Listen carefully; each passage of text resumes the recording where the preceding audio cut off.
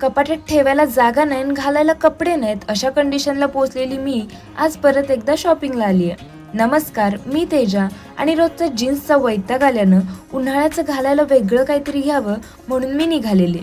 पण बबडीनं आज मला इतकं हैराण करून सोडलं ना, हात दुखू लागला तरी ती कुणाकडे जायला तयार होईना. शेवटी एकदाचं ऑटोमध्ये बसलो तेव्हा मला मोकळीक मिळाली. पण माऊला मी काही जड झाली आहे का या विचारात आमचा लाडोबा फुगून बसला. मग तिची समजूत काढायला तुला यातलं काय पाहिजे ते घे म्हटलं. ते आमच्या जरा जास्त चांगलटी आलं. त्यानंतर मी ड्रेसेस बघायला सुरुवात केली, पण मला काय मनाजोगा आवडेना. मग आम्ही थेट पोचलो कुमार पॅसिफिक मॉलला.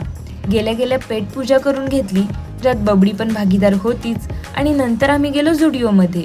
स्टॅच्यूचे पीस बघताच मनात बसले, तसं पोतभर कपडे घेऊन ट्रायलला गेले. पण माझा सगळ्यात मोठा प्रॉब्लेम म्हणजे साईज इश्यू. त्यामुळे मला एक पण ड्रेस आवडेना.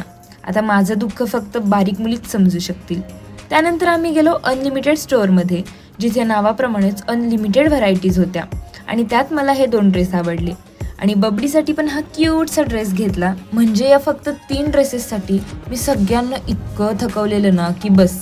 आणि उरली सुरली कमी पूर्ण करायला बबडी पण होतीच. तिने तर बघा आम्हाला बसमध्येच नाचवायला सुरुवात केली.